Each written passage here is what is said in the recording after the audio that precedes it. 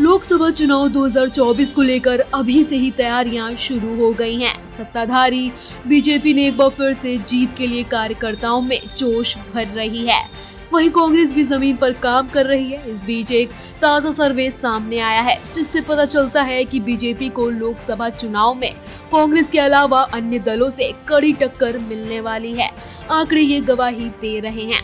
India today और सी voter के ताजा सर्वे में सभी पार्टियों के वोट शेयर पर नजर डाले तो बीजेपी के मुकाबले कांग्रेस तो काफी पीछे है, लेकिन अन्य दलों को देखें तो ये बीजेपी के बराबर पहुंच रहे हैं।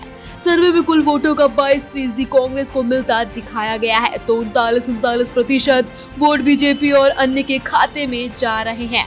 हालांकि पिछले आम चुनाव के मुकाबले बीजेपी का वोट प्रतिशत बढ़ा है, लेकिन वोटों के शेयर में उतार चढ़ाव किस तरह से फायदा या नुकसान पहुंचा सकता है, इसे बीजेपी से बेहतर कौन जान सकता है।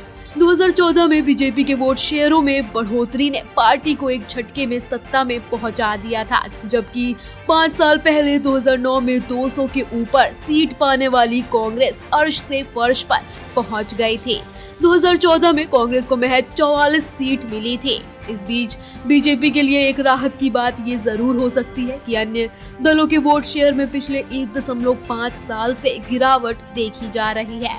1.5 साल के बीच हुए 3 सर्वे में अन्य दलों का आंकड़ा 43% से गिरकर 39% पहुंच गया है। इस बीच बीजेपी को वोट शेयर 2% बढ़कर 37 से 39 पहुंच गया है।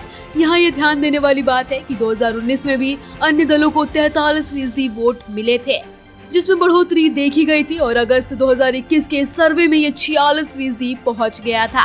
हालांकि अब टेंशन कांग्रेस भी दे रही है, जिसके वोट शेयर में 3 सर्वे के बीच 2% का इजाफा हुआ है। जनवरी 2022 में कांग्रेस का वोट शेयर 20% था, जो अगस्त 2022 में 21 और जनवरी 2023 में 22% पहुंच गया।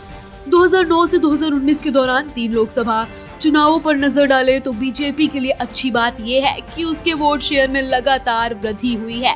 2009 में बीजेपी को 18.8% वोट मिले थे।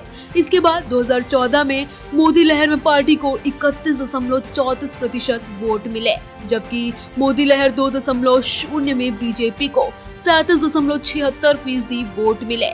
इन 3 चुनावों में कांग्रेस को 2009 में 28.55% वोट मिले थे। वहीं 2014 और 2019 में क्रमशः 19.52 और 19.70% वोट मिला था।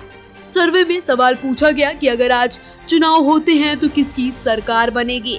लोगों ने एनडीए के पक्ष में बहुमत दिया। बीजेपी के नेतृत्व वाले एनडीए को 298 सीट मिल रही है। वहीं कांग्रेस के नेतृत्व वाले यूपीए को फायदा होता दिखा है। यूपीए को 153 सीटें मिलती दिखाई दे रही हैं।